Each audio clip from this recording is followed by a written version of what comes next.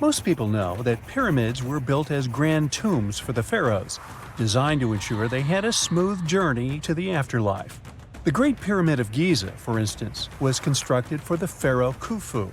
But what most people don't know is that this whole pyramid building trend started right here, with the step pyramid of Djoser, about 4,700 years ago.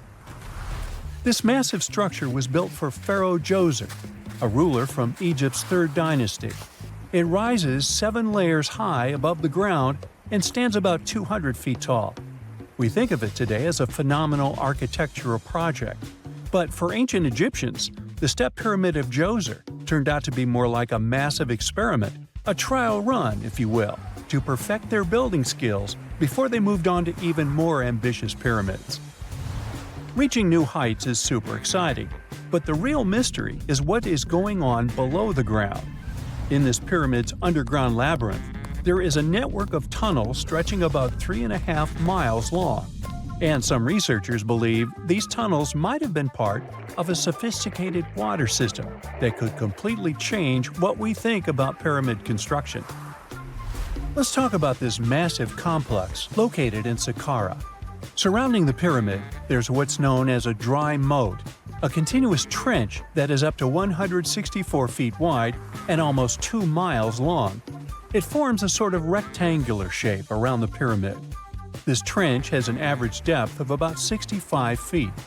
Now, if you were to add up all the earth and rock they dug out to create this moat, it would be about 10 times the volume of the step pyramid itself.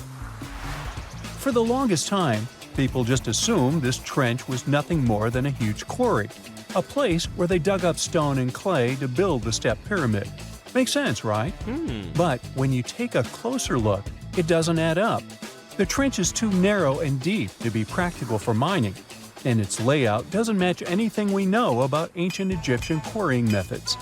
Plus, some sections of the trench are actually covered with a rocky ceiling, which would have made it nearly impossible to use as a quarry. Another theory suggests that the dry moat had some kind of spiritual significance. Maybe it was a sacred place, where souls of nobles gathered to serve the late king in the afterlife. There are even niches in the walls that work as a hint at this spiritual function. But most researchers believe that this purpose likely developed much later, long after the complex was built for Djoser. So what was the moat really designed for? In 2020, a researcher came up with a pretty intriguing idea.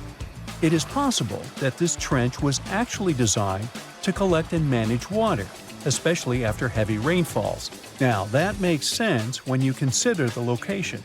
The moat sits in an area that could easily have been flooded by runoff water from nearby plains. This could also explain why the trench wasn't used for new graves until much later when the climate became drier and less prone to flooding. The story becomes even more intriguing, as this trench appears to be part of a larger, more complex hydraulic system within the Djoser complex. It is like the trench has several compartments, carefully carved out of the rock and connected by tunnels. These compartments likely served as a part of a water treatment system, where water would flow from one compartment to the next, getting cleaner as it moved along. Now, here is where things start to tie into the pyramid itself. The Djoser complex has a series of underground shafts, and some researchers think that water from the moat's deep trench might have been used to power a hydraulic lift system, and this giant water-powered elevator could have been used to raise the heavy stones needed to build the pyramid. It worked like a volcano, but instead of lava, water did the heavy lifting. Imagine a big deep hole in the ground at the center of the pyramid site. Inside this hole, there was a huge wooden platform, kind of like a giant raft that could move up and down. When the workers wanted to lift a heavy stone, they would fill the hole with water. As the water rose, the wooden platform started to float up, carrying the stone with it, almost like a giant water-powered elevator. When the stone reached the right height, the workers slid it off the platform and onto the pyramid. The idea is that water from the deep trench, after being cleaned and filtered, would flow into these shafts. A massive float, possibly made of wood, would then rise as the water filled the shaft, lifting the stones up to where they were needed for construction. Once the stone was in place, they'd let the water out, lowering the platform back down to the bottom, ready to lift the next stone. This fancy hydraulic lift system could have been a game changer, making the whole building process a lot faster and more efficient without using a lot of workforce. It is like the ancient Egyptians were already embracing the whole idea of work smarter, not harder. But of course, not everyone is on board with this theory. Some experts argue that the area where the step pyramid of Djoser was built couldn't have held enough water from occasional rains to maintain such a fancy hydraulic system. The main theory suggests that, in the past, there might have been some kind of lake nearby that would have filled up after a period of rain, and this lake could have supplied water to the complex's hydraulic system. But there is no mention of such a lake in any ancient Egyptian writings, so it might be more of a what-if situation than a reality. And then there's the issue of the hard work itself. Remember when I said this method could have allowed the ancient builders to raise stones with far less effort? Well, that might not be entirely true. According to some experts, just building this hydraulic device would have required a lot more heavy work than simply moving the stone blocks using good old-fashioned manpower. And let's not forget, the step pyramid of Djoser is like a baby pyramid compared to those that came later. The stones used for Djoser's pyramid weighed, on average, about 660 pounds each, which is nothing compared to the more than 2.5-ton blocks used later for the pyramid of Chephren. If this cool water lift theory gets completely ruled out, we still need to explain how this pyramid was built in the first place. To answer that, we need to rewind a bit and talk about the original plans. See, before Djoser's tomb became a pyramid, the idea was to construct a simple mastaba. This type of tomb was pretty common in earlier periods, a flat-roofed rectangular structure with sloping sides.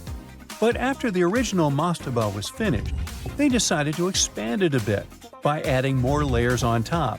And then they added even more layers, until the construction reached 6 distinctive steps, each one smaller than the previous. And they probably did all this by raising those heavy stones using ramps, not a water-powered elevator. There is still so much we don't know about the step pyramid of Djoser. More research is definitely needed to fully understand how this system worked, or if it even existed at all. But the idea of using water to help build the pyramid adds a whole new layer to our understanding of ancient Egyptian engineering. It's a powerful reminder of just how clever and resourceful those builders were, using the natural landscape and the power of water to create one of the most iconic monuments in history. You're digging in Egypt's famous Saqqara necropolis, also known as the ultimate VIP graveyard for pharaohs, when suddenly you find a giant pink door hiding something no one knew existed. Behind this giant stone door, one that wasn't supposed to open, by the way, you find a lost tomb of Egyptian royalty. Alright, history lovers, it's time to buckle up because archaeologists just pulled off something straight out of an Indiana Jones movie. Let's travel all the way to Saqqara, one of Egypt's most mysterious and treasure-packed ancient sites. The star of the show? The prince you've probably never heard of, Prince Userefre, son of King Userkaf. No one important, just, the founder of Egypt's 5th dynasty. No big deal. But the way his tomb was discovered… It all started with a massive door, made of pink granite, no less. But this isn't just a regular stone slab. This thing is about 14 to 15 feet tall and 4 feet wide. A giraffe could easily walk through it. This door is also definitely heavier than your neighbor's SUV. But here's the twist. It wasn't a real door. It was a false door, a symbolic gateway meant to allow the spirit of the deceased to pass between the world of the living and the afterlife. Normally, that's where the story ends. After all, false doors are common in tombs. But this one was extra special. You see, false doors were usually made out of limestone, which was pretty common and found everywhere in Egypt. To build one out of red or pink granite, people had to bring these rocks from a quarry located 400 miles away. and you can bet this wasn't a cheap trip.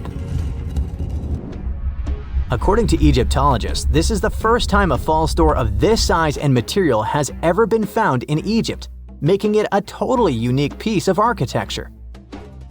Aside from being super expensive, this one had a surprise behind it too. When the team of researchers investigated further, they realized that this false door actually hid a real entrance. And what did it lead to? A hidden tomb packed with statues, relics, and secrets from over 4,000 years ago. The tomb belonged to Prince Userefre, but you can call him Wasar-Efra or Wasar-Efra too. Despite being totally erased from history, this fella was no minor noble. The hieroglyphs on the pink granite door listed him as the hereditary prince, governor of Buto, En-Nekeb, royal scribe, minister, judge, and priest of chance. Phew! He was like the ancient Egyptian version of Daenerys Targaryen. These inscriptions not only identify his political and religious roles, but also suggest he held significant power in Lower and Upper Egypt, bridging both regions through his titles.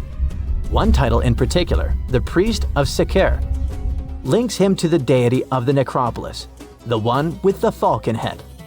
This god was the patron of the living and god of the dead at the same time. So I guess the Forgotten Prince was sort of a big deal, considering that his tomb was placed in such a prestigious location within Saqqara.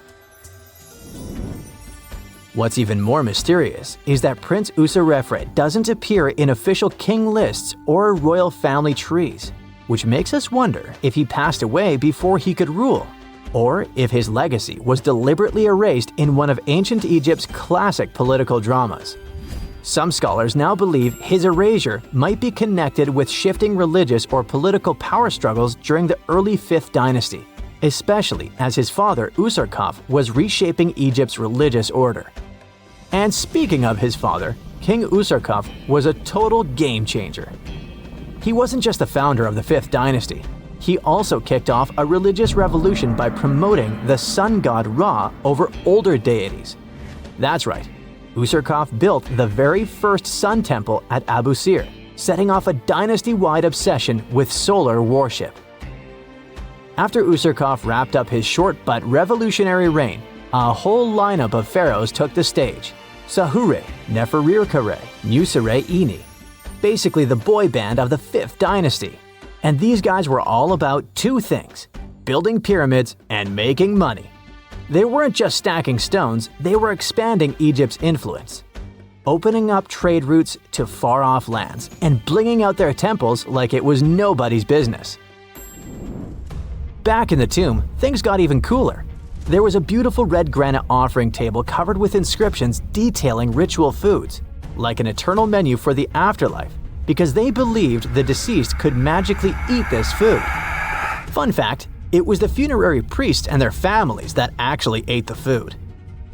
There were also pottery shards, amulets, and painted walls, but the real showstoppers were the statues. And this is exactly where things get weird, in a good way. The team found statues of King Djoser, the guy who built Egypt's first pyramid, his wife, and their 10 daughters, inside Prince Userefre's tomb. Hold up, Djoser lived a few centuries before Userkaf, so what were his statues doing there? Turns out, scientists don't really know. These statues were built during the reign of King Djoser himself and probably belonged to that first ever built pyramid. Experts believe these statues were probably relocated during the 26th dynasty, thousands of years after Djoser, maybe to protect them from destruction, or maybe because they were still venerated. Basically, ancient Egyptians were hoarders, but classy ones. Scientists also know for a fact that some engravings and statues found there were made way later, which means that this tomb probably turned into a deposit for fancy stuff. Or maybe this was just really ancient interior decorating. Anyway, that wasn't all. There was another pink granite entrance on the eastern side of the tomb, with inscriptions linking back to King Neferirkare, another 5th dynasty pharaoh who also tried to build his own pyramid, but failed. And near this second entrance, archaeologists found something never seen before in Saqqara: a set of 13 pink granite statues, all sitting in a row on a high-backed bench, like they were waiting at the DMV of the afterlife. Some had elevated heads, probably representing the prince's wives, while others were missing their heads entirely. One black granite statue was found upside down. Maybe it had taken a tumble sometime during the tomb's long, quiet centuries underground. According to archaeologists, the positioning and head shapes suggest that these statues followed a strict social hierarchy, with the central figures likely representing higher status individuals, while the headless ones might indicate unfinished work or later vandalism. And speaking of black granite statues, another one was found standing proudly inside the tomb.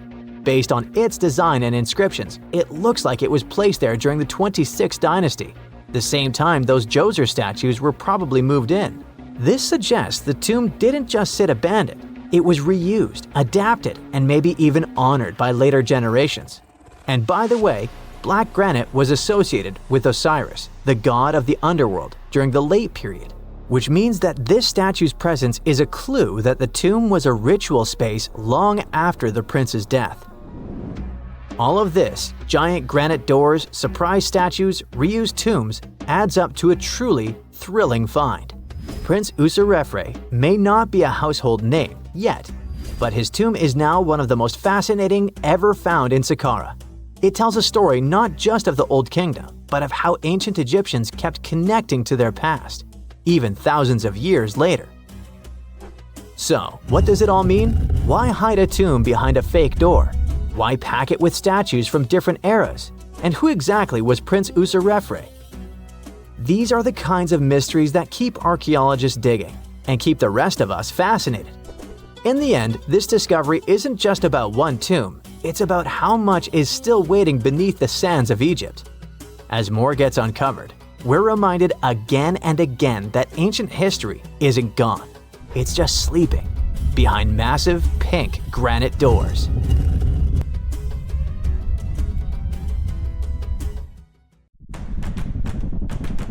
The first computer that resembles the machines we use today was invented back in the 19th century. It already seems much earlier than you probably thought, but there was an even older prototype. The Antikythera mechanism was invented by the Greeks over 2,000 years ago. Over a century after its discovery, scientists might have finally solved its mystery. Sponge divers accidentally found the Antikythera mechanism on the bottom of the sea of the Greek island of Antikythera at the very beginning of the 20th century. It was one of the many ancient treasures from the shipwreck of a Greek trading ship that probably set sail around the year 60 before the Common Era.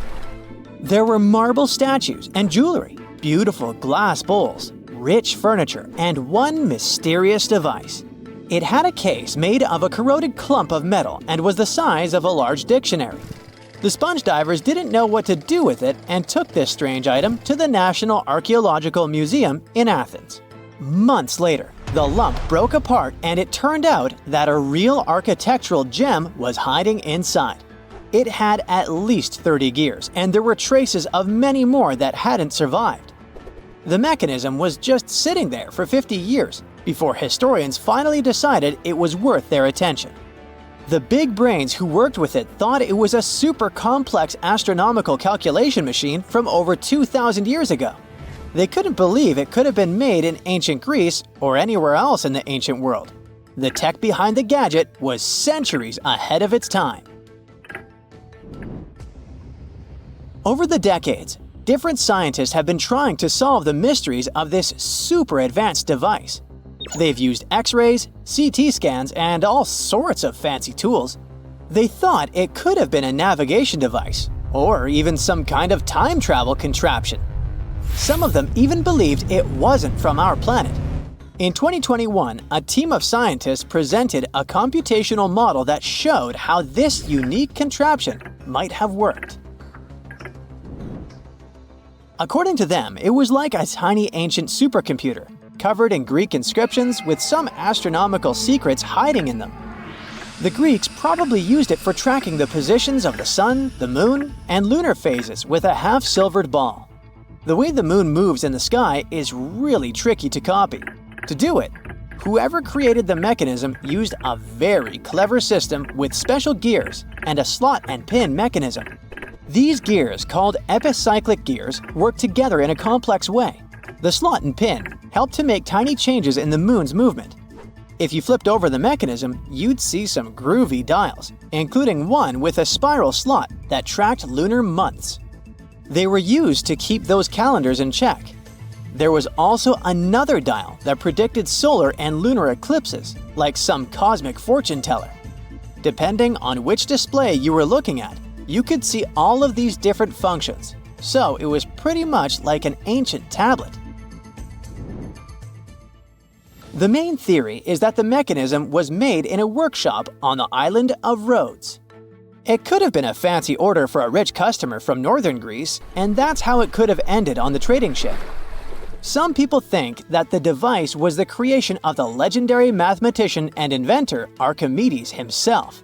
But he had lived a couple of centuries before this particular Antikythera mechanism was created. So he could have invented the concept, but couldn't have created this very device.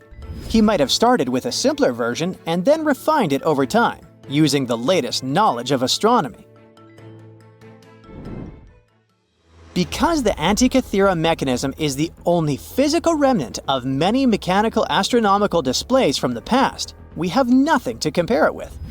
It might not let its users travel back and forth in time, but it sure could predict astronomical events in the future. The ancient Greeks didn't create it to do work. They were trying to model the skies. It doesn't look like they needed it for navigation, so another theory is that they could use it to create horoscopes. But then again, it was way too complicated for such an entertaining purpose. It sounds more like it was some kind of a philosophical and educational tool.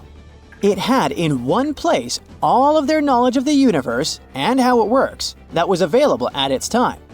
The inscriptions on the mechanism weren't some instructions for experts. They were made for everyone to easily understand them.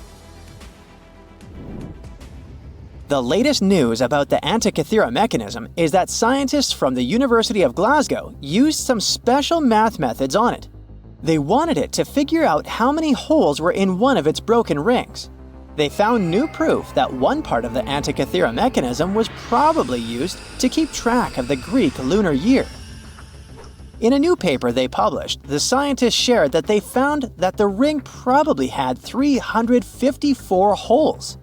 This new research was sort of inspired by a YouTuber who collected data on the mechanism. He was trying to make a copy of the calendar ring and was looking for ways to figure out how many holes it had. To solve this mystery, co-authors of the new study used a special math method called Bayesian analysis. This method uses probability to figure out uncertain things based on incomplete information. They looked at the positions of the holes that were still there and the placement of the 6 surviving pieces of the ring to calculate the likely number of missing holes. Now, they're more sure than ever that the ring had either 354 or 355 holes, not 360 holes, which some earlier studies had suggested. The second co-author of the study used the same techniques that normally analyze the signals from the gravitational wave detectors. These detectors measure tiny ripples in space-time caused by massive events like black holes colliding. The results were really detailed and showed the same number of holes as the mathematical method. The holes were placed with amazing accuracy, with only a tiny average difference of 28 thousandths of a millimeter between each hole. Professors behind the study were really impressed with this, as the ancient Greeks had to measure very accurately and have a very steady hand to punch the holes so precisely. So, it looks like the previous studies that had suggested the gadget used to track the lunar calendar must have been correct. No matter what it really was, the mechanism changed our understanding of how advanced the ancient Greeks were. We knew they had built the Parthenon and the Lighthouse of Alexandria even earlier than they created the device, but this one takes them to a whole new progress level. Some things are still not clear about it, like why it took so long for scientists to catch up and invent something as sophisticated as this ancient marvel. Perhaps there's still some gaps in the historical record. Another question is why we haven't found more of the same unique advanced mechanisms. This could have a practical explanation, as bronze was a precious material back in the day of the mechanism.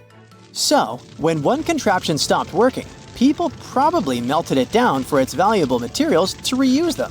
Or maybe there are more ancient computers hiding at the bottom of the ocean and we have yet to discover them. Most researchers have agreed with the results of the new study, but there is one who doesn't. Mechanical engineer Tony Freeth, who is an expert on the ancient computer, believes the conclusion of the study is just wrong. He claims the gadget already has one lunar calendar that is more precise than this one.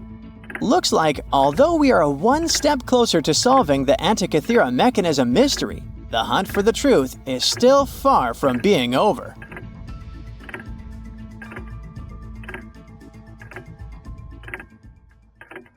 Egyptologists have been digging around every inch of the Great Pyramid for ages. Yet somehow, they overlooked this stunning pink granite bathtub buried a few miles next to it. And here's the deal. This mysterious oval tube lying next to the Khufu pyramid for years may provide evidence that the Egyptians built the pyramids not only for monumental purposes, but also to generate electricity, experimenting with it long before Alessandro Volta and Thomas Edison. The Giza Plateau is famous for its three pyramids, Khufu, Khafre, and Menkaure. But there are also two smaller foundations next to them, the unfinished North Pyramid of Zayat el-Aryan and the Layer Pyramid. Some researchers say these buildings were never finished, while others think they were destroyed for more mysterious reasons. One of these reasons might have to do with the original usage of the Giza pyramids, the idea that they were used as an electricity generator. To connect these dots, we need to go back to the beginning of the 20th century. That's when an Italian architect and Egyptologist named Alessandro Barsanti decided to examine the Zayat el-Aryan pyramid. Near the site, he noticed something unusual: scattered granite fragments. To a casual passerby, these might have seemed insignificant, but Barsanti recognized the signs. You see, ancient Egyptians often used sites to prepare stones before transporting them to their final destinations. The fact that there was granite on the ground intrigued him. Granite was a more expensive material than the limestone typically used for pyramids, which suggested that it might have been intended for an important and possibly hidden structure. At a depth of 68 feet, they encountered a huge pink granite block. He kept going with the excavations, and they revealed ancient inscriptions carved into the stones. They sent the drawing to experts, but no one could decipher what they meant. Were they instruction sets to something? That's when Barsanti made his biggest discovery. He found an oval-shaped vat carved from pink granite and polished to a mirror-like finish. The thing is, the vat had been carefully sealed. When they opened it, they found a thin black residue along the walls. I'm thinking something in the lines of a black oily substance. This discovery raised many questions for him. It didn't make sense to him that ancient Egyptians would go above and beyond to seal and protect this strange vat. By 1911, Barsanti had to abandon his effort to figure out what was the deal with that mysterious pit. But his findings intrigued researchers all over the world, and they've got their own opinions about it. One of these modern theories suggests that the other pyramids could have been used as a part of a bigger whole. It suggests that the Khufu pyramid was actually used as a water pump designed to irrigate the desert area. Apparently, the pyramid's internal chambers would function as a hydraulic system. In the 1990s, an engineer took this theory seriously and studied the pyramid's subterranean chamber. Surprisingly, he found actual signs of water damage. Apparently, the pyramid generated powerful compression waves, aka pulses, that could create electricity. This raised an important question. Could the ancient Egyptians have used the pyramids as a generator in order to produce electricity? On paper, that was proven to be possible. But hey, agreeing on the original use of the pyramids is probably one of the most difficult things in the world. So, we're still not 100% sure about this. Apart from that, Egypt is a playground for important discoveries regarding humanity's past. I mean, scientists have just discovered what looks like a cosmic command center, similar to that room from the Doctor Strange movies. They discovered an L-shaped astronomical observatory, measuring around 9,000 square feet, dating back to the 6th century BCE. Definitely the first and largest of its kind from that era. The mud brick structure housed tools used for calculating dates related to ancient Egyptian rites, royal coronations, and agricultural plans. This observatory is located in the archaeological site known as the Temple of Futo, just 50 miles east of Alexandria. It's pretty impressive. The structure was designed so that you'd get inside the room through an east-facing entrance. This way, you'd get to see the sunrise. Once inside, you'd find a pretty huge shadow clock, used to tell time by tracking the movement of shadows inside the room. This variant of a sundial clock was nearly 16 feet long. That was quite an exciting discovery. Another interesting one was that scientists and Egyptologists have discovered the first ever pregnant mummy. Now, even if we know quite a lot about mummification processes, we keep making discoveries that open new doors into the lives of ancient Egyptians. It took so long for someone to find out this mummy was expecting at the time she was embalmed because she was placed in a male's coffin. More specifically, a male priest. Historians say that during the 19th century, a lot of traders mixed coffins up in order to sell them. Yes, that means they opened them and switched mummies to please their buyers.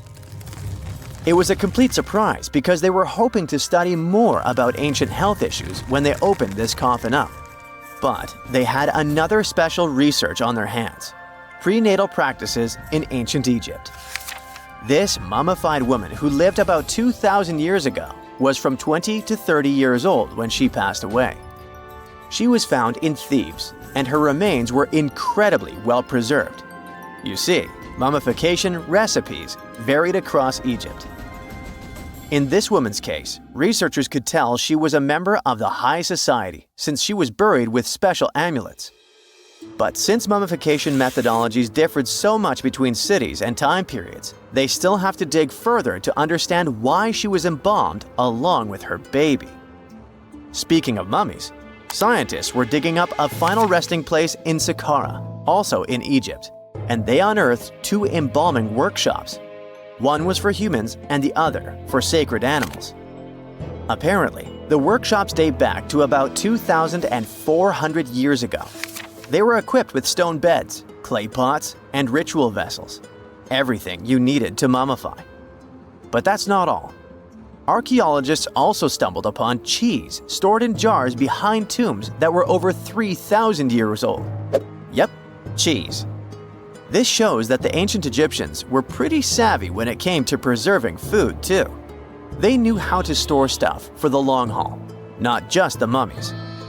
It really shows how they applied their preservation skills to both food and bodies, giving us a glimpse into their impressive technological know-how. Scientists have also found one of Egypt's oldest complete mummies, and to their surprise, it was completely covered in gold. You see, Egyptian mummies covered in gold are already a rare thing, but they weren't expecting it to be the oldest one ever found. The mummy was quite well preserved, and they could identify that it was the remains of a wealthy man called Hekashepes. Many symbols show that he was important and wealthy, like the band he wore on his head and the bracelet on his chest. He was also dressed in a tunic wrapped with a belt, which was a way to preserve the good appearance of a person after they passed away. To reveal it, they had to open the final resting place with mortar. Basically, it was like they were opening a time machine, just as the ancient Egyptians did 4,300 years ago. If you think about it, it's almost like entering a time capsule. Enough about mummies. Scientists also found something very exciting hovering above the pyramids. They had to use a fancy top-notch radar known as LARIT, aka Low Altitude Long Range Ionospheric Radar, which can see these invisible waves far away into the sky. LARIT helped them discover giant plasma bubbles floating in the air above the pyramids. These bubbles are called plasma bubbles, and they wreak havoc on modern technologies. I mean, they can disrupt GPS and phone signals for hundreds of kilometers in diameter from where they're located. These bubbles are massive, sometimes as big as cities, and they're caused by the sudden depletion of charged particles in the ionosphere. So, instead of spreading out evenly throughout the ionosphere, they stick together in this wave-like form. This was a pretty important discovery because it can help scientists understand how to prevent these waves from messing with our technology. X-rays are a type of invisible radiation that can pass through our bodies and objects. They're very important in the field of medicine because they allow doctors to see inside our bodies without having to perform surgery. Now, let's dive into how X-rays work. They're a kind of electromagnetic radiation, just like light or radio waves. However, they have much higher energy than light, which makes them able to go through objects that light cannot. Imagine you have a powerful flashlight. If you try to shine it through a wall, the light won't go through because the wall is too thick. But these rays have enough energy to go through walls and even our bodies. The discovery of X-rays happened by accident in the late 19th century. A scientist was experimenting with cathode rays, which are a type of radiation. He was working in his lab and noticed that a nearby fluorescent screen started to glow, even though it was not directly exposed to the cathode rays. He realized that something invisible was causing the fluorescence, and he named it X-ray, because X is the mathematical symbol for something unknown. He continued experimenting with such rays and discovered that they could pass through many objects, like flesh and bones, but not through denser materials like metal. He also found that X-rays could create images on photographic plates, just like a camera takes pictures. The way this works is quite fascinating. Imagine you're standing in front of a bright light and you hold your hand in front of your face. Your hand blocks the light and you can't see through it. But if you place a sheet of tissue paper in front of your hand, some light will pass through, and you'll be able to see the outline of your hand. X-rays work in a similar way. When a doctor wants to take an X-ray of a part of your body, they will ask you to stand or lie down next to a machine. This device has a special plate that can capture the image. Let's say the doctor wants to further examine your arm. They will place the X-ray plate on one side of your arm and the machine on the other side. Then, the machine will produce a controlled burst of X-rays that pass through your arm. Remember how we talked about the tissue paper allowing some light to pass through? Well, in this case, some of those X-rays will go through your arm, while others will be absorbed or blocked by the denser parts of your body, like bones. The plate captures the X-rays that pass through your arm, and it creates an image. This image shows the bones and other structures inside your body, allowing the doctor to see if there are any problems or injuries. Now, you might be wondering why X-rays can pass through some things but not others. It has to do with the density and composition of the objects. Denser materials like bones absorb more X-rays, so they appear white in the image. So when you look at the result, you'll see your bones as white shapes. Other tissues like muscles and organs are less dense and allow some of those rays to pass through, so they appear as gray shadows. What if I told you there's a whole new way you can peek inside objects, but without using X-rays? I'm not talking about magic powers. Take a comfortable seat while I explain what mutography is. This fascinating scientific technique allows us to see inside objects and even beneath the Earth's surface using a special type of particle called a muon. These elementary particles are very similar to electrons, but they're much heavier. They are created high up in the Earth's atmosphere when cosmic rays, which are particles coming from space, collide with the air molecules. Now, muons are special because they can pierce through different materials. They can pass through rock, soil, and even buildings. Scientists realized this potential back in the 1950s when they were studying cosmic rays and noticed that some of the particles could pass through thick materials. The first muography experiments took place in the 60s. Specialists discovered that muons can be detected using special devices called muon detectors. These detectors are usually placed underground or in specially designed laboratories to shield them from other particles and background radiation. Now let's dive into how muography actually works. Imagine you have a large object, like a pyramid, a mountain, or even an ancient statue, and you want to see what's inside without damaging it.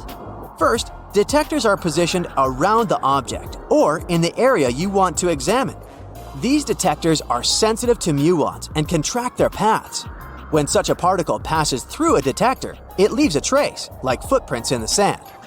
By collecting data from multiple detectors, scientists can reconstruct the paths. Here's where things get really cool. The Earth's atmosphere acts like a natural filter for muons. It turns out that the more massive an object is, the more particles it will block. So, if you have a large, dense object like a mountain, fewer muons will pass through it compared to a smaller, less dense object, like an empty box. This difference in the number of particles that reach the detectors can give us clues about what's inside the objects. Scientists use computer algorithms and mathematical techniques to analyze the data and create images. These images represent the density distribution of the object being studied.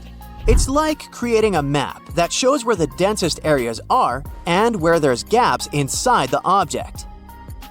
The concept of muography is similar to using shadows to understand the shape and size of an object. Imagine you're standing in front of a bright light and you place your hand between the light source and a wall. You'll see a shadow of your hand on the wall. Based on the shape and size of the shadow, you can get an idea of what your hand looks like, even though you can't see it directly. This technique has been used to study various objects and structures. For example, scientists have used it to explore the inside of volcanoes and pyramids, and even to investigate the structure of mountains and the Earth's crust. With the help of this amazing technique, scientists have now uncovered new information about the Great Pyramid of Giza. They discovered something that had eluded tomb raiders for centuries. They found a hidden chamber. And guess what they named it? The Big Void. Yeah, I know, not the most creative name. They even used 3 different muon detection techniques just to be super sure that it was indeed a big, mysterious void inside the grandest pyramid of them all. Once news got out about this mind-boggling discovery, Egyptian authorities couldn't resist the temptation to explore further. So they brought in an endoscope camera to confirm the existence of this epic void. So they inserted a camera through one of the openings underneath the entrance, and voila, it revealed a corridor. More so, the corridor had a chevron ceiling. I can't help but imagine the ancient Egyptians using it as a cool dance floor. Another team of scientists decided to take another shot at scanning this newfound void. According to them, the Great Pyramid of Giza is a pioneer in the pyramid game. It used a technique called chevron to cover internal structures and keep them from collapsing. Now, why did the ancient Egyptians build this corridor and the grand void it leads to? One theory suggests that the corridor was built to relieve pressure inside the pyramid. Another theory says that the void could be a result of the pyramid's construction process. It could have been an internal ramp used to move roof blocks into position, and then it was left there or filled loosely with rubble. According to other enthusiastic explorers, there might be another burial chamber waiting to be discovered. They believe that the pyramids were built with a dash of randomness in the construction process. As the builders worked their magic, they realized that some chambers wouldn't be able to handle the weight of a majestic sarcophagus. So they made adjustments on the fly, creating new plans as they went along. Hey, I bet you didn't know that trees used to grow in the middle of Egypt's barren, sun-roasted Sinai desert. It's true. If you can't picture it, I don't blame you. But archaeologists have recently stumbled upon a tree-lined boulevard. Yep, an actual green avenue leading to a massive ancient fortress. No, this isn't some mirage or an overactive imagination, although I do have one. But it's turning our ideas of ancient Egyptian desert life upside down. Let's rewind a bit. The site in question is called Tel Abu Saifi, located in the northern part of the Sinai Peninsula. For a long time, it was known as a dusty archaeological footnote, the home of ruins from the Ptolemaic and Roman periods. You know, the era after Alexander the Great swaggered through Egypt and the Roman Empire called dibs. But recently, Egypt's Ministry of Tourism and Antiquities decided to give it a fresh dig. And what they found out turned to be more than just a forgotten outpost. We're talking about a full-on military fortress with defensive trenches, paved roads, lime kilns, barracks for soldiers, and even room for their families. A whole bunch of living quarters right in the middle of a desert doesn't feel very homey until you remember our star, the unexpected Green Avenue. This road was over 300 feet long and 36 feet wide, as long as an American football field, paved with limestone slabs and lined with more than 500 clay planting pits. These weren't for show. They held actual trees, creating a shaded tree-lined entrance straight to the fortress. Imagine walking through that, the sun blazing overhead, and suddenly, blessed shade. Ooh. Now, that's not just a grand entrance, that's an ancient red carpet, or maybe a green one. But this wasn't about curb appeal. The existence of hundreds of trees in a desert landscape over 2,000 years ago tells us something big. You see, the Ptolemaic Egyptians weren't simply good at building monuments, they were also masters of water management. In a place where rainfall is rarer than a selfie with a pharaoh, they somehow found a way to grow rows of trees. Now, let that sink in. To irrigate that many trees in a desert, they must have had a sophisticated irrigation or water transport system, something capable of moving and distributing water efficiently in this harsh climate. Maybe they channeled groundwater, or maybe they captured seasonal rain, or maybe ancient sprinkler systems. Okay, maybe not that fancy. But still, it's clear they were ahead of their time. Here's the thing, we already know the Egyptians mastered water control. They harnessed the Nile with ditches and canals to feed distant fields. So irrigation wasn't exactly a mystery to them.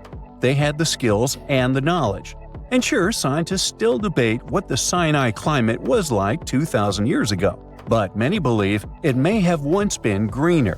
After all, take one look at those dramatic mountains and rocky landscapes, shaped and sculpted as if by brute force of ancient rivers. And it's hard not to think that water once played a bigger role out there.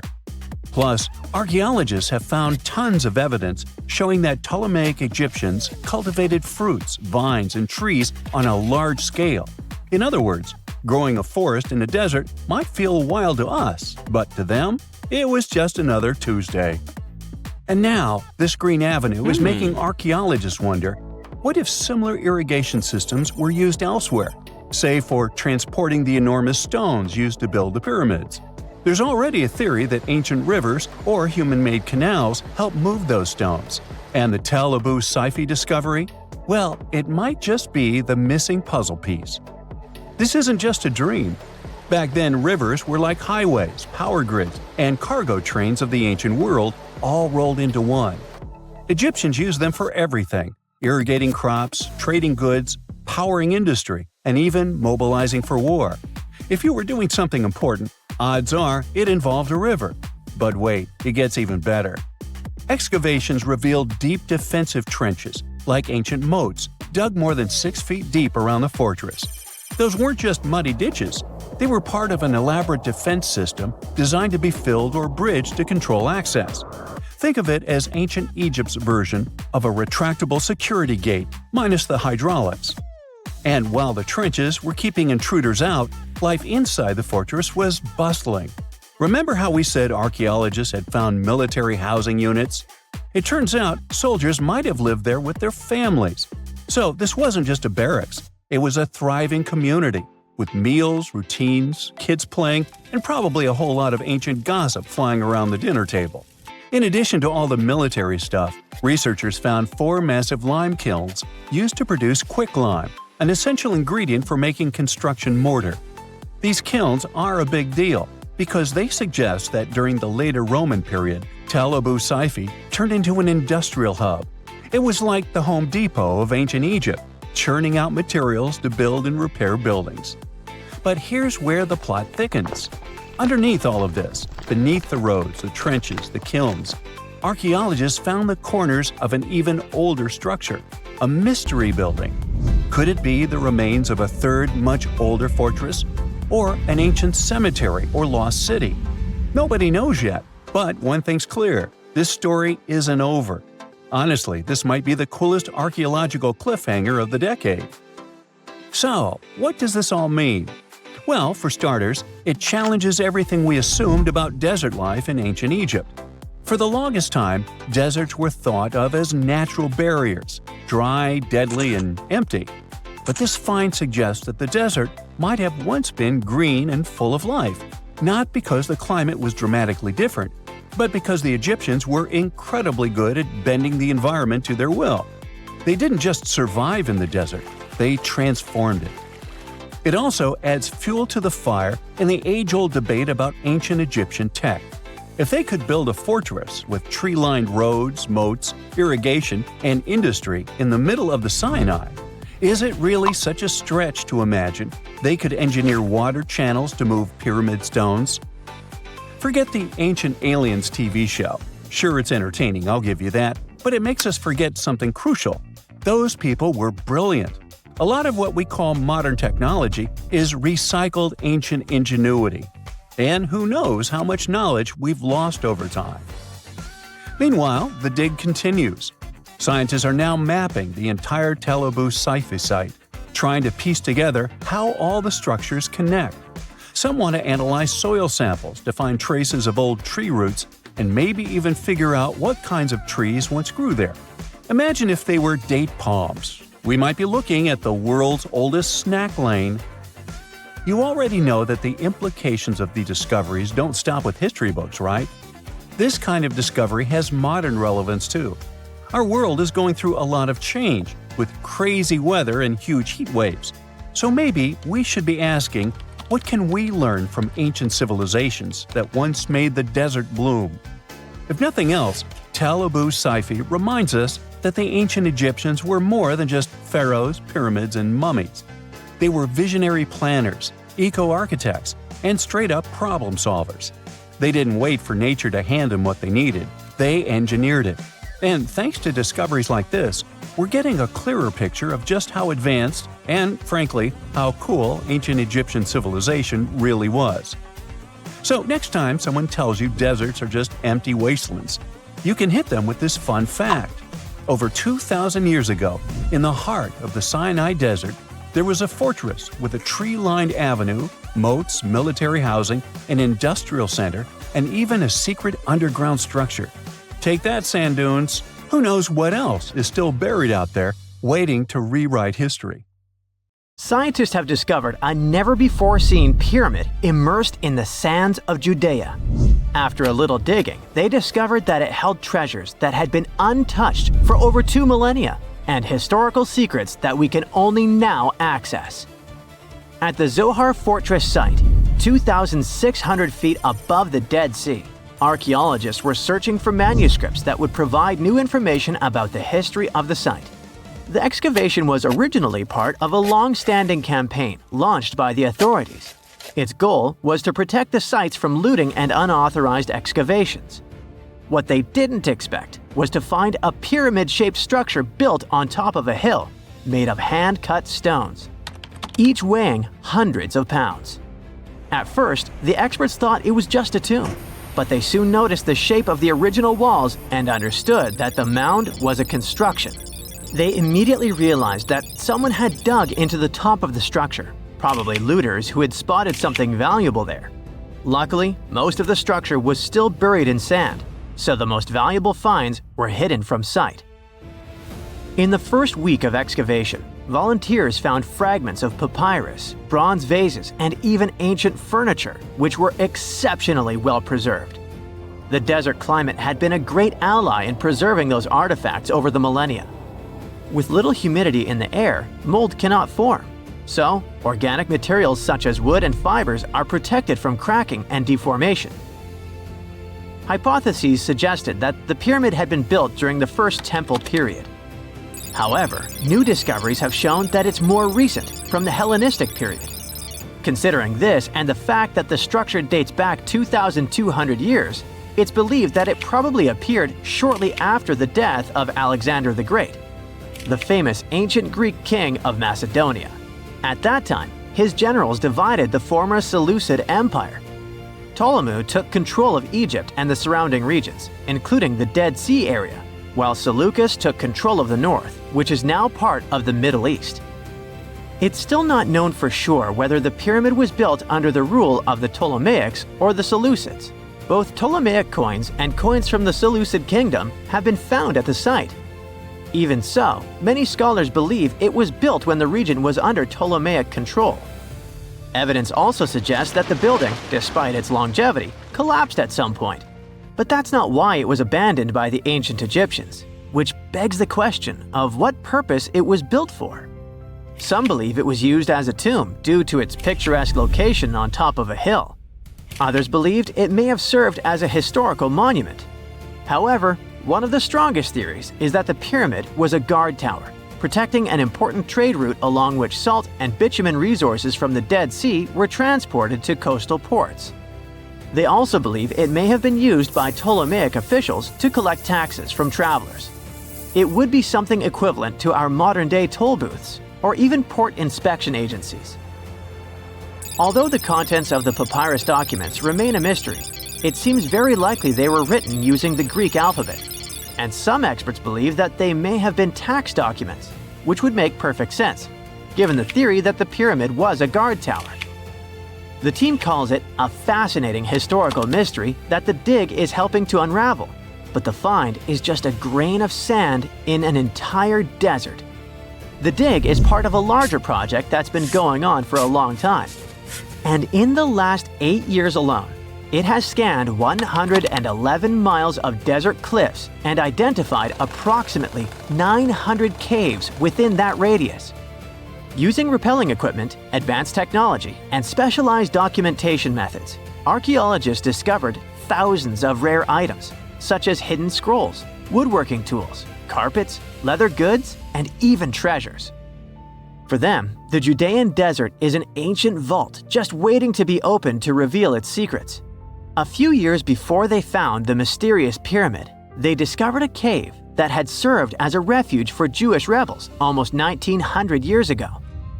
The site was about 262 feet from the top of a cliff, and because of its difficult access, it hadn't been explored yet. Inside, they found previously unpublished fragments of the Dead Sea Scrolls that contained religious passages written in Greek. 11 lines of text were reconstructed thanks to the good condition of the papyri. So, scientists were able to identify their etymological content. Probably the best thing, there was no problem with preservation. Thanks to the dry and hot conditions of the desert, the artifacts were in impeccable condition. And there were other historical treasures there. The teams found rare coins, a partially mummified skeleton over 6,000 years old, with skin, tendons, and even strands of hair. There was also a giant basket made of plant fibers, considered the oldest in the world, more than 10,000 years old. With a capacity of up to 26 gallons, it was made about 1,000 years before the invention of ceramics. Speaking of historical treasures, there's another one that has caught the attention of the scientific community. A small piece of fabric that is around 3,800 years old. But it's more than just simple fabric. Dyed with the rare scarlet paint mentioned many times in ancient religious texts, this find is the oldest known evidence of fabric painted with a dye made from insects, known as scarlet worms. This is where the intense red hue comes from. It was a highly valued color, like royal blue and purple, because those insects lived in oak trees and could only be harvested for a short period during the year. So, those dyes were reserved for sacred fabrics, such as priests' clothes, marking status and religious importance. And although this discovery had great significance for archaeology, its size was actually tiny, measuring less than 1 inch. The fragment was discovered in 2016 during excavations in the so-called Cave of Skulls, but it's not known exactly how this fabric got there. According to experts, it's evidence that people knew how to dye wool fibers already 3,800 years ago or so. It also provides us with proof that the ancient textile industry already used animals at about the same time people began to create written sources. Fabrics painted using this type of dye were recorded in more recent periods. But what makes this piece really special is the fact that it is much older than any other. Another important discovery was made in 1980, when scientists found a seed that was over 1,000 years old, which turned into a mysterious tree named Sheba. They spent 14 years cultivating this plant, which is now about 10 feet tall, only to discover later that it could belong to an extinct lineage of trees that had grown in the region. The seed dates back to a period between 993 and 1202 CE, and they believe that Sheba may be a biblical tree commonly associated with healing. Although it's not been possible to identify the exact species, since the tree hasn't flowered, we know that it belongs to the genus Commiphora, which is related to famous African plants, such as the myrrh tree. But time has revealed something even more special. Its leaves and resins are rich in compounds that have medicinal, antioxidant, and even skin-soothing properties. This means that the tree may represent a forgotten lineage whose resin had medicinal value and was mentioned in ancient texts. This brings to light how ancient people dealt with botanical medicine. In 1850, French scientist Auguste Mariette went to Egypt looking for manuscripts, but accidentally found a head of a sphinx sticking out of the dunes. He cleared the sand and figured out the sphinx was guiding the entrance to some underground construction. Several months later, he finally entered the Serapium of Saqqara. Inside, he found an enormous granite sarcophagi with remnants of 64 bulls. Scientists are still amazed by the tech that the ancient Egyptians used to transport those enormous boxes. The Serapium was built around the year 3000 before the Common Era. It was an underground tomb built to honor the sacred Apis bulls of ancient Egypt. It had a long hallway, almost 500 feet long, with giant stone rooms on both sides. Some of the sarcophagi weighed as much as 50 average cars, and all of them were made with super precision, with exact 90-degree angles. These sarcophagi were beautifully decorated with hieroglyphs and carvings that told stories about the lives and importance of the Apis bulls. Now, there are 24 sarcophagi left. In ancient Egypt, Apis bulls were very special animals connected to the deity Ptah. They thought the bulls carried Ptah's spirit and wisdom, helped the pharaoh, and protected the Egyptians. Priests looked for special markings on young bulls to find Apis bulls. It could be a white triangle on its forehead, which symbolized divine light, a shape on its back like a vulture's wing, and a scarab shape under its tongue, which stood for rebirth. If a bull had these signs, they believed it was chosen by Ptah and treated it like royalty. The chosen bulls lived in a special temple in Memphis, the city where they worshipped Ptah. They received the best care and offerings from visitors who wanted their blessings. When an Apis bull passed away, it was treated with great honor and mummified. When Mariette entered the Serapeum, he noticed traces of rollers on the gallery's floor and found 2 wooden horizontal winches. Each had 8 levers. Later, other explorers saw double rails. The burial chambers were lower than the hallway floor. To get the boxes into place, workers filled the chambers with sand so the sarcophagi could be rolled in straight. Then they slowly removed the sand to gently lower the boxes into perfectly cut spaces in the bedrock. A carved stone sign found in the Serapeum said it took 28 days to move just one sarcophagus and its lid into its spot during the time of Ptolemy II. The extreme precision of the sarcophagi with 90-degree angles also has an explanation.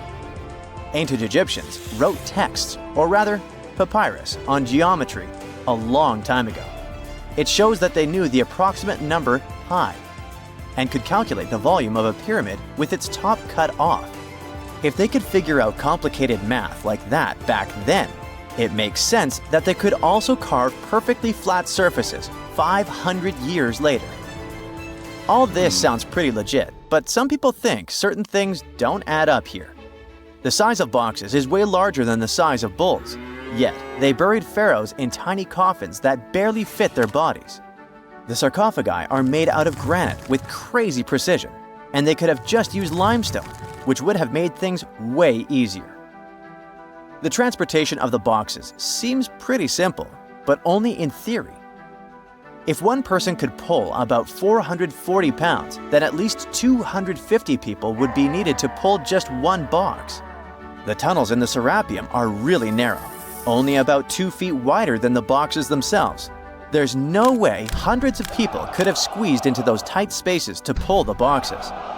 And even if they did, how would they turn the box in the cramped corridor, lower it into its niche, and place it perfectly in the middle? Somehow, they did this 24 times, and every box is centered perfectly. Plus, the chambers were dusty, and there were no signs of soot from lamps. This means they must have worked in almost complete darkness. The real use of the boxes could also be different. A long time ago, even before the Egyptian pharaohs ruled, the local people already knew how to use fermentation. It happens when tiny organisms called yeast eat certain ingredients like starch and turn them into gas and ethanol. So someone in ancient Egypt probably put food like barley, bread, and even meat inside a giant stone box, then closed it tight with a heavy lid. These stone boxes, carved from granite, were so precisely made that they were almost completely sealed, so nothing could escape from it. As the yeast inside the box started working, it created more and more CO2 gas. It built up pressure inside the box. The granite boxes were incredibly strong. They could handle more pressure than a car tire can hold. When granite was squeezed under such pressure, its crystals produced a tiny electric charge. This effect was possible because granite contains quartz, a material that reacts to pressure this way. The process also needed meat or animal parts, possibly to help the yeast grow better. Meat contains something called oleic acid, which yeast needs to keep growing and to survive the bad effects of the ethanol it produces. As the pressure inside the box kept growing, the combination of gases and electricity made these boxes not just ancient fridges, but powerful energy systems. Over time, the pressure inside got so strong that it could push the lid open and the gas would escape with a pop. But when people rediscovered the Serapium in 1850, they found old drawings that showed piles of stones stacked on top of some of the box lids. So, someone long ago probably tried to make the lids even heavier by adding extra weight to make it harder for the gas pressure to push them open. This extra weight also meant the quartz crystals in the granite could keep creating more electricity under all that pressure. If someone opened one of these stone boxes thousands of years later, they would only find bones from bulls that were placed in the box. And that's exactly what Mariette discovered in the 1850s. They opened the Serapium for visitors soon after the first excavations in the second half of the 19th century. Prince of Wales even had a luncheon with his guests in one of the sarcophagi. Sands and earthquakes made the site inaccessible for a while, but now you can visit it again and try to solve the mystery yourself. With new tech, we could have answers to many other historical mysteries soon. A team of scientists at Chicago's Field Museum of Natural History recently used a special CT scanner to learn more about ancient Egyptian mummies without unwrapping them. They gently rolled 26 mummies on custom carts out to the parking lot, where the scanner was waiting. It took thousands of detailed X-ray pictures of each mummy and their coffins. When all the pictures were put together, they created 3D images that showed what was inside, the skeletons, and some artifacts. The scientists hope these images will help them understand ancient Egyptian burial practices from over 3,000 years ago. Even though the scanning process only took 4 days, it might take 3 years to study all the data. But scientists were able to learn some personal details about the mummies. One of the most popular mummified individuals at the museum, Lady Cheneta, was a woman who lived in ancient Egypt about 3,000 years ago. It looks like she passed away in her late 30s or early 40s. To make sure her body looked complete for the afterlife, embalmers put stuffing in her neck to keep it from collapsing.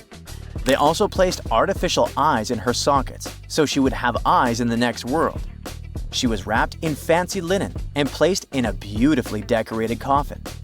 The scans revealed that it had been carefully crafted with a slit at the back, which embalmers used to fit the body. There were also some artistic details on the surface, like markings for her knees. It looks like her burial was on the scale of a high-end luxury car. In 1936, British Egyptologist Walter Bryan Emery found a small object in the desert that made people debate whether it was an elaborate stone model of a flying saucer or even a hyperdrive from a spaceship that belonged to some advanced civilization that visited the Earth.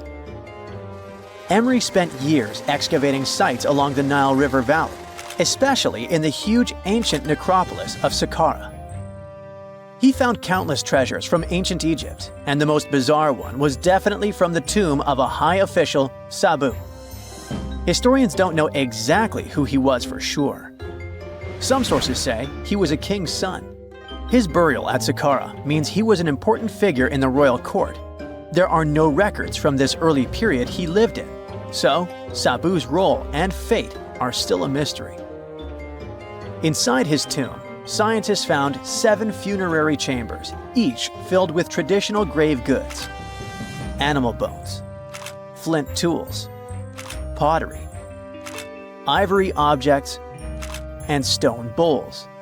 And then there was a strange, broken artifact that became famous as the Disc of Sabu.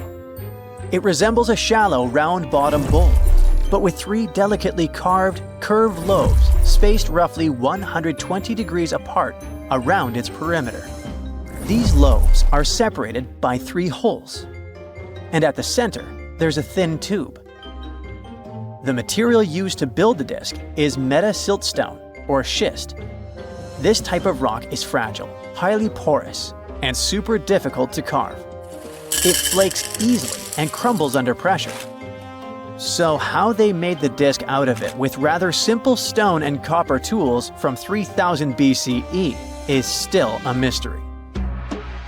The next big question is why they decided to bury Sabu with it. Perhaps if we knew its true purpose, it would make more sense. When it was first discovered, archaeologists thought it was nothing more than a vase, an incense burner, or a ceremonial decoration. But those who took a closer look from the point of view of an engineer decided it could actually be a component of a larger mechanism. An amateur historian made an exact copy of the artifact with a 3D printer, and it turned out that the Disc of Sabu was an ancient impeller, a crucial part of a centrifugal pump. When they put it in a housing and span at high speeds using the small central shaft, the disc was able to displace water. When it was tested without a housing, the disc created a powerful vortex. It became clear that the curved lobes and slightly concave shape of the disc weren't random. It was probably all engineered to move water with remarkable efficiency, like a powerful pump mechanism. Ancient Egypt's entire civilization depended on irrigation. Later dynasties perfected basin irrigation and managed to control the rise and fall of the Nile to take the most from agriculture. So, the engineers of the first dynasty may have been experimenting with advanced irrigation techniques thousands of years earlier than scientists previously thought.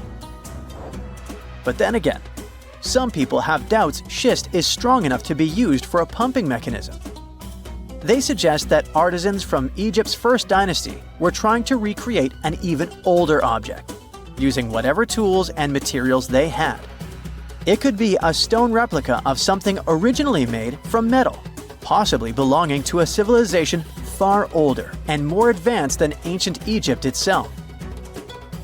One Swiss author takes this idea even further and proposes that the disc is a copy of a component from an extraterrestrial spaceship's hyperdrive, or stone model of a flying saucer.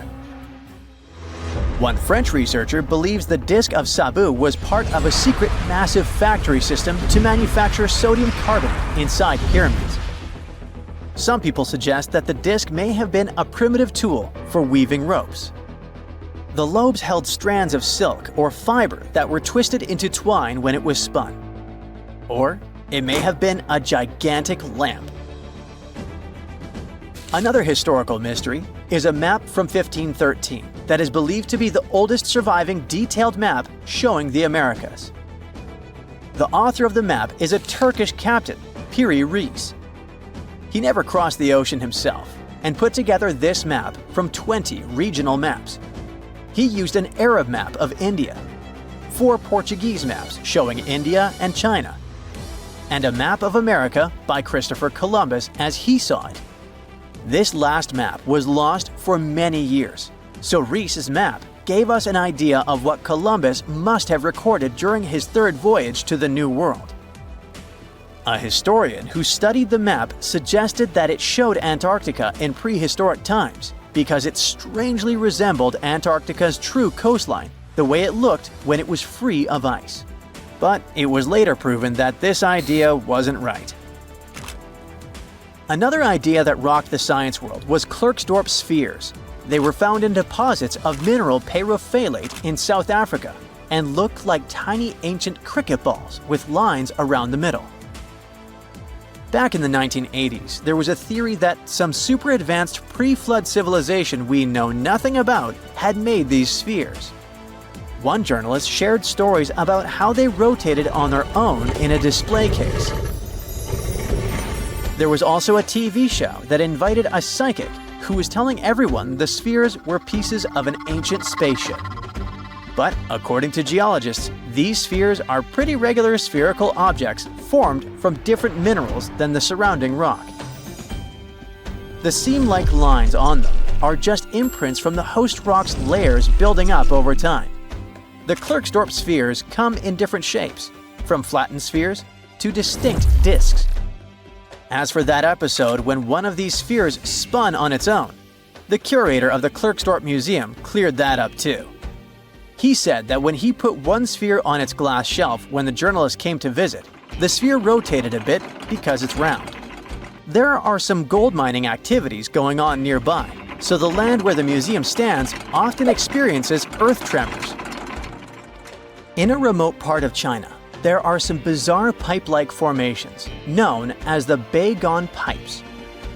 A local explorer found them back in 1996 protruding from Mount Beigon and along the shores of Tosan Lake nearby. Some people thought they were the work of ancient guests from other planets. When scientists tested samples of the pipe material, they found out that they contained mostly common minerals, but there was a mysterious 8% of unknown stuff. Some extra tests showed that these pipes had been there before humans. Chinese geologists later visited the site and suggested that these pipes were formed naturally over time. It was probably fossilized tree roots from the area's super green past. It's still a real mystery with no clear-cut answer. While digging a trench along a river in Romania, workers found a wedge, which is now famous as the aluminum wedge of Ajud, or the object of Ajud. Right next to it, there were some mastodon bones.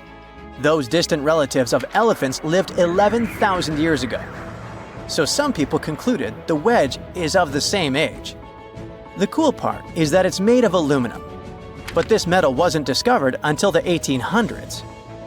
This material requires serious heat to produce. The wedge is said to be covered in a thick layer of oxide that's been sitting there for hundreds of years. Some folks believe this wedge must have crash-landed here on a spacecraft from some other planet. Some scientists think it's all a hoax, and others suppose it might be a human-made object with an unknown purpose. Something strange is lurking beneath the sands of Giza, and scientists have no idea what it is. Archaeologists just found a hidden structure near the Great Pyramid using advanced ground scanning technology. What's inside? Nobody knows, but excavations are already underway. The Great Pyramid of Giza is one of the most famous monuments on Earth, but it doesn't stand alone. It's surrounded by an ancient necropolis. a massive royal graveyard filled with tombs and monuments. They belong to pharaohs, nobles, and other high-ranking officials. Most of these tombs are above the ground. They're called mastabas, rectangular, flat-roofed tombs built from limestone or mud brick, and they've been studied for decades. But from old movies, we know that these weren't simple graves. They have deep vertical shafts leading to underground burial chambers, where the past was sealed away for eternity. And recently, archaeologists found one curious empty space in the cemetery, a completely unexplored patch of ground. No mastabas, no visible ruins, nada. For years they ignored it, but between 2021 and 2023, they decided to investigate. They didn't dig though. Instead, they used a technology that kind of acts like X-rays for the ground. These radars let scientists see the secrets hidden there. And there was something hidden beneath the sand, something deliberately buried and forgotten. A two-part underground structure. One part was shallow and L-shaped. It's about 33 feet long and buried just 6.5 feet deep. But below that, a deeper, more mysterious anomaly, a structure completely different from anything else in the area. They called it a highly resistive anomaly, which means it's dense and solid, likely made of stone, sand, or even metal. And still, no one has a clue what's inside it. Now, it's clear that humans made the L shape. It wasn't formed by nature. And the shallower structure might have been an entrance to whatever is hidden below. But they only have some theories about what might be hidden there. It's also filled with sand and gravel. It was probably deliberately backfilled after its construction, perhaps to preserve this. Why? Well, we don't know yet. The archaeological team will need to excavate to understand what exactly this thing was and why it was built. The first guess is a lost burial chamber. Many tombs in Giza have underground burial sites, but most have clear surface markers. This one, for some reason, has nothing. But it could be one of them. The second guess is an ancient offering chapel. Egyptologists know that some chapels were built in this shape, but usually they were above ground, not buried like this. And finally, it might be something we've never seen before. If this turns out to be a new type of structure, it could rewrite what we know about the burials of pharaohs. The only way to know for sure is to dig it up, and that's exactly what's happening right now. Excavations are already underway. Archaeologists are racing against time to uncover the truth. But there's a real danger there too. Giza's fragile ancient structures need to be handled carefully. Otherwise, they could be damaged beyond repair. So all we can do is wait for the truth. Now, these tombs always held fascinating mysteries. Unfortunately, we'll never learn tons of these mysteries because of some relentless tomb robbers. Egyptian tombs were built to guard the bodies for eternity. But that absolutely didn't stop people from breaking in and stealing everything valuable inside. They've been bothering these ancient sites for thousands of years, starting way back in Pharaoh's times. Many of the most famous tombs, including those in Giza, Saqqara, and the Valley of the Kings, were looted. It was a common practice in ancient Egypt. And they were serious about this whole thing. They dug secret tunnels to bypass traps and walls, bribed or threatened tomb workers to get inside knowledge, cracked open sarcophagi to grab gold, jewelry, and artifacts. And by the time modern archaeologists got to most of these tombs, they had already been picked clean. The reigning pharaohs got tired of this infuriating nonsense.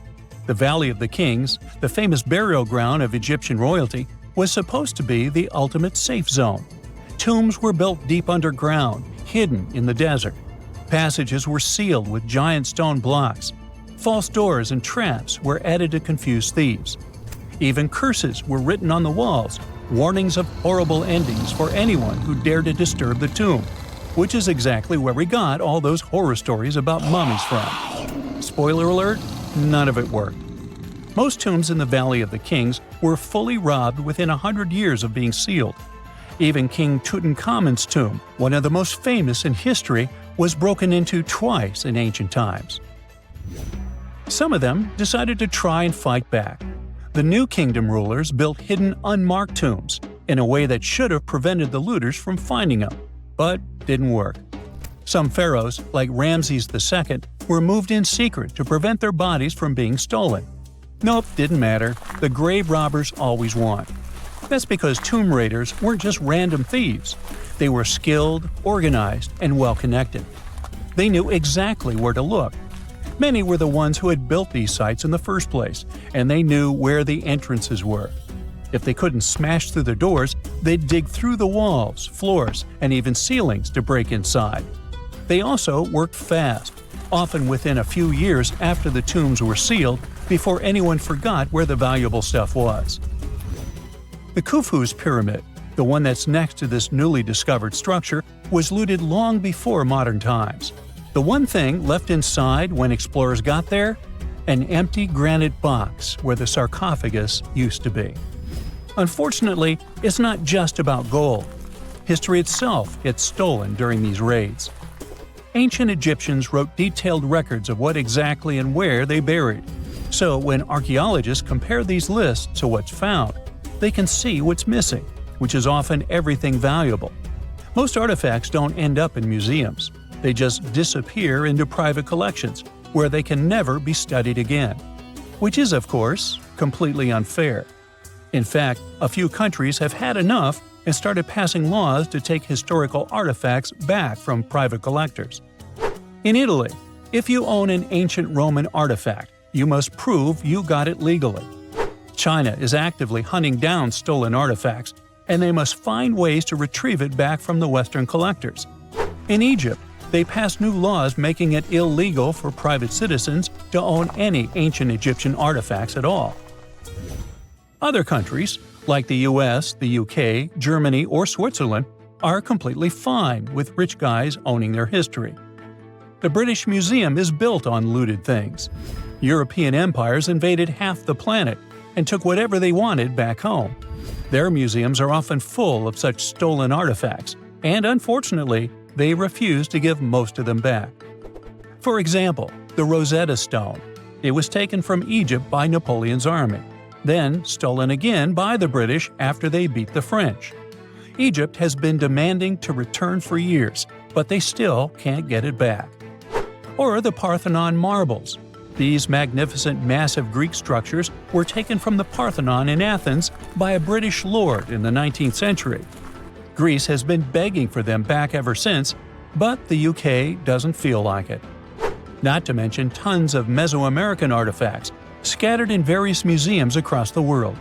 European explorers raided Mayan and Aztec temples, took statues, jewelry, and sacred objects, and now Mexico is fighting to get them back. Well, wouldn't it be surprising even if this mysterious underground chamber has somehow been looted already? But if it's a newly found place, could it be one of the few that escaped the hands of grave robbers? Could there still be ancient artifacts, untouched for 4,500 years? We can only hope that those guys didn't get there first. So looky here, scientists discovered ancient artifacts near King Tut's tomb. Turns out, his VIP final resting place looks more like a public graveyard with about a dozen wooden coffins that's been there for around 3,600 years. Okay, I might have exaggerated a tad. The 11 tombs weren't exactly right next to King Tut, but they were close, near the same city of Luxor. New findings in Egyptian tombs can help us piece together what life was like in ancient Egypt. And guess what? Ancient Egyptians seem to have been remarkably like us, modern humans. Say, the women have always loved jewelry, and archaeologists retrieved a beautifully made necklace with 30 amethyst beads and 2 agate beads, plus a hippo head amulet. Bet it was all the rage back then. Researchers also discovered 2 copper mirrors. One had a handle shaped like a lotus, and the other was decorated with Hathor, the ancient Egyptian deity of the sky, women, fertility, and love. These recent excavations near Tutankhamun's burial site led to another jaw-dropping revelation. For the first time in thousands of years, fragments of Queen Hatshepsut's Valley Temple were uncovered. This fearless woman was thought to be the second female pharaoh, who ruled with both courage and wisdom, leaving a legacy as solid as the stones themselves. Her temple, hidden for ages, opens a window into a time filled with power, intrigue, and spiritual devotion. Archaeologists found over 1,000 beautifully decorated stone blocks on the outskirts of Hatshepsut's funerary temple. There were a very few women who managed to take the throne in ancient Egypt. Another tomb was found nearby, and it belonged to the overseer of Queen Teti Sheri's palace, whose name was Jehuti-Mez. Queen Hatshepsut seems to have even more tombs, aces up her sleeve. These tombs were carved into the rock instead of being built as pyramids, showing a unique ancient perspective on how to protect the soul in the afterlife. Experts managed to retrieve some cool ancient pieces from the site. Toys made of clay, mummy masks, winged scarabs, and some amulets. Sadly, there surely used to be way more artifacts, but over the last centuries, there have been people other than archaeologists to stumble upon this site. It's likely that looters got to these tombs before them and may have taken some valuable items. But they did leave behind some cool stuff for the researchers, like pottery used for offerings of bread and meat, along with archers' bows that connect the tomb's owners to the Egyptian military. Meanwhile, soul protection is way more important than you might think, especially if you're roaming around Luxor looking for ancient secrets. You aren't scared of King Tut's curse, are you? Let me tell you what happened to those who weren't scared, but promise me to take it with a dash of salt, okay? For years, Egyptologists, especially those who believed in paranormal activity, were convinced that there was an unsettling curse surrounding Tutankhamun's archaeological discoveries. This belief stemmed from the mysterious and untimely demise of several excavators who discovered the tomb in 1922 with no logical explanation for why they passed away. It was just easier to chalk it up to something supernatural and avoid the whole mess. But it turns out it wasn't a curse at all. It was likely the radiation that caused those excavators to perish. Now, you might wonder where the radiation came from. After all, while radioactivity was discovered in the 19th century, ancient Egyptians, despite their impressive pyramids, didn't have any radium lying around to make Tut's tomb glow like crazy. So, what could be the real story? It might have been toxic waste behind it all. Toxic levels of radiation from uranium and hazardous waste have been lurking inside the tomb since it was sealed over 3,000 years ago. The burial chamber of Tutankhamun's tomb reportedly has such high radiation levels that anyone who steps inside could easily end up with a fatal dose of radiation sickness or an incurable condition. By the way, you can have a somewhat similar level of radioactivity if you don't get rid of those moldy dinner leftovers you left to perish in your fridge a month ago. But this radioactivity isn't exclusive to Tutankhamun's tomb. Ancient Egyptian artifacts discovery is rewarding yet dangerous due to unusually high radiation levels in Old Kingdom tombs all over Egypt. Geiger counters have detected radiation at 2 sites near the Giza pyramids, and radon, a radioactive gas, has been found in several underground tombs in Saqqara. Interestingly, experts believe that the builders of these ancient tombs were aware of the toxins, as some eerie warnings were carved into the walls of many tombs. One inscription ominously declared, "They that break this tomb shall meet their end by a malady that no doctor can diagnose." Other ominous phrases like "forbidden," "due to evil spirits," only added to the fear that supernatural curses haunted these ancient sites. Ominous signs have stunned archaeologists since forever, but the fear grew even stronger a century ago with the mysterious passing of Lord Carnarvon, who funded King Tut's excavation in 1922 and reportedly explored the treasure-filled rooms, along with several others who entered the tomb. Arthur Weigall, another British Egyptologist who was present at the tomb's opening and is credited with starting the curse myth, passed away young when he was just in his 50s in 1934. Chances are the condition that made him pass was connected to radiation. In total, 6 out of the 26 people who were there when the tomb was opened met their end within a decade from various causes. Not only X-ray exposure, those reasons include asphyxia, stroke, heart failure, pneumonia, and even poisoning. Well, isn't this getting a little grim? There was one guy who opened the tomb and somehow managed to avoid the infamous curse, Howard Carter, or so it seemed. Some folks pointed to his survival as proof that the curse wasn't real. After digging up the tomb, Carter published several books on the topic and shifted gears from archaeology to dealing in antiquities for various museums. Despite dodging demise or injury, rumors swirled about how the curse may have impacted him in other ways.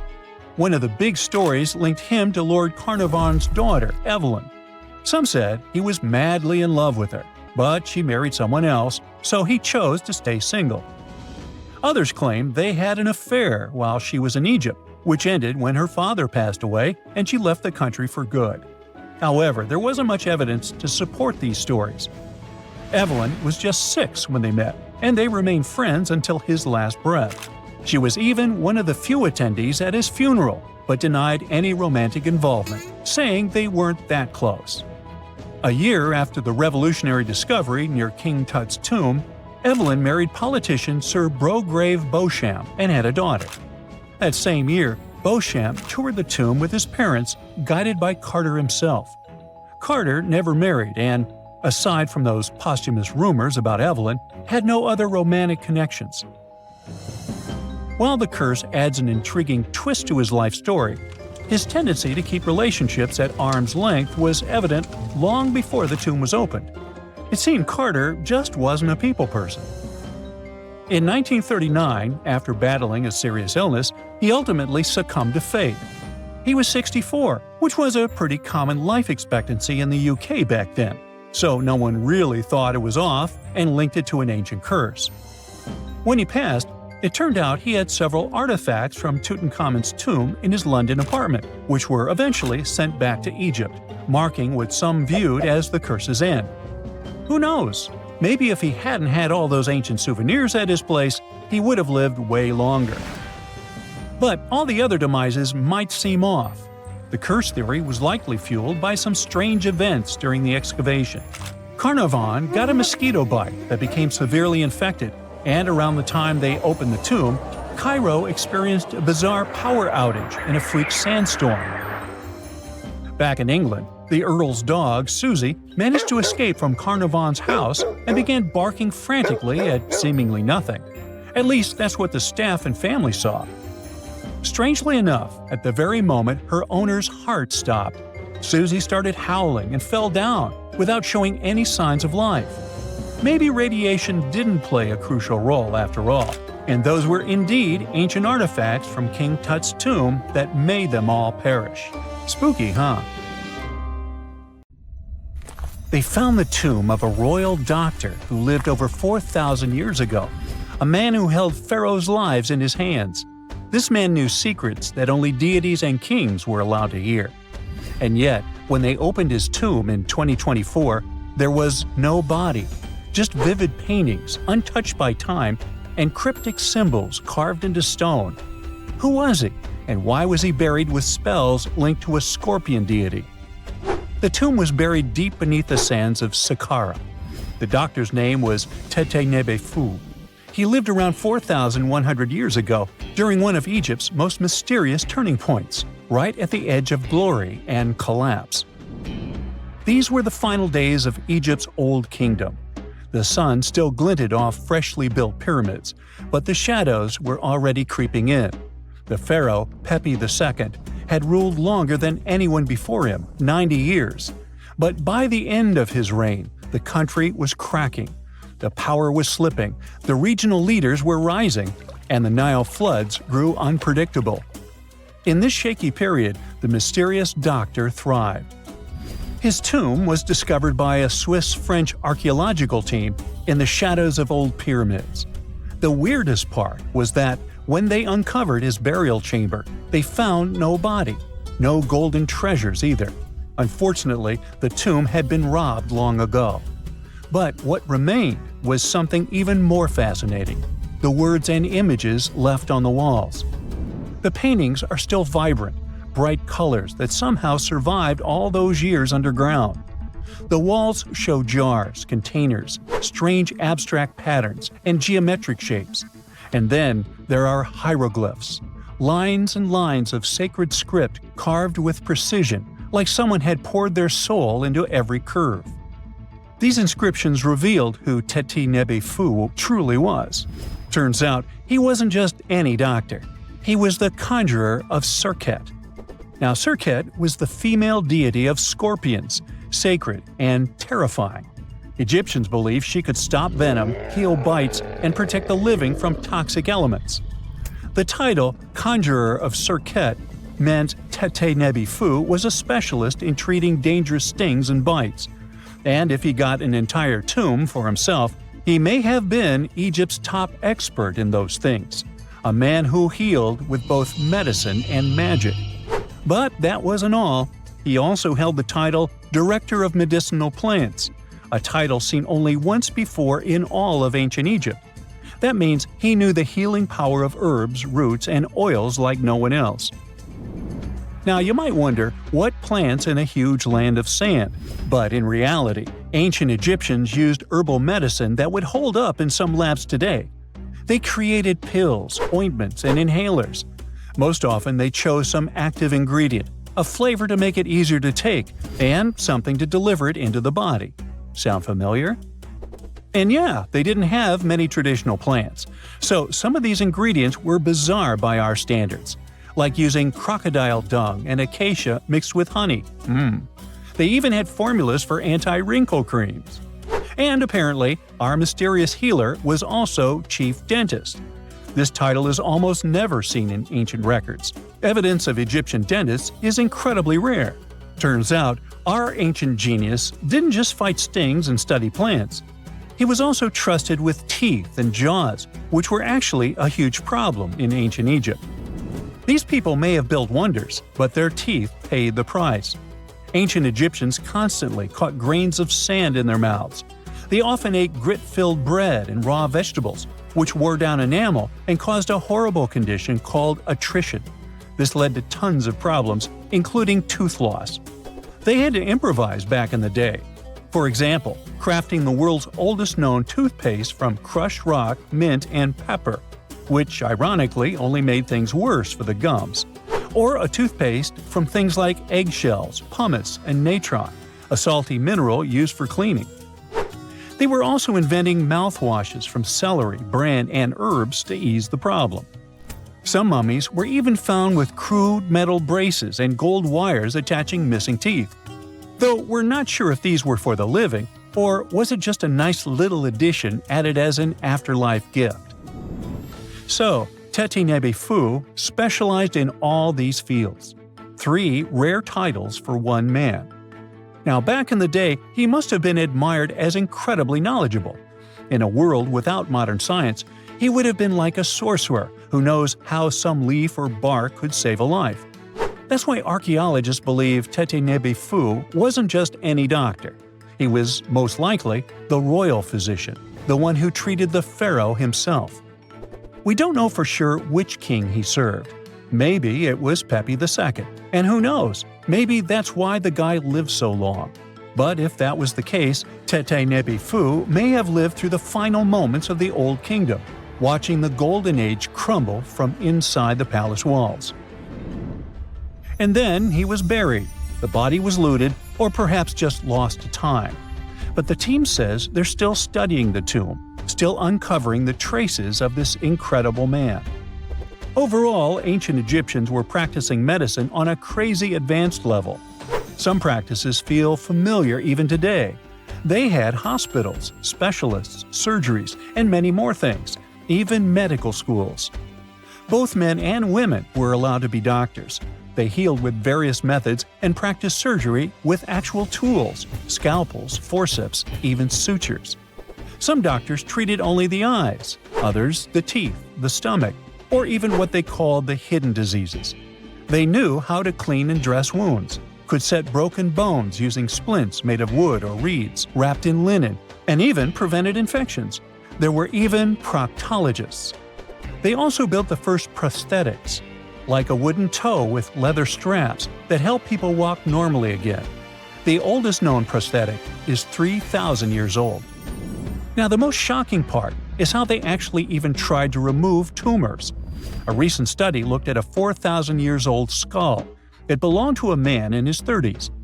There were signs of past tumors, and around 3 of them, there were marks, surgical cuts made with a metal tool. That suggests someone attempted to remove or study them, maybe treatment, maybe an autopsy. There was another skull of a woman over 50 years old. It also showed similar signs, but with healed fractures from an earlier injury, which is amazing because her treatment might have actually been successful. Being a healer in this society meant something powerful. It meant being a priest, a scientist, and a magician all at once. To ancient Egyptians, medicine was a necessary art, and they treated it with as much reverence as they did their deities.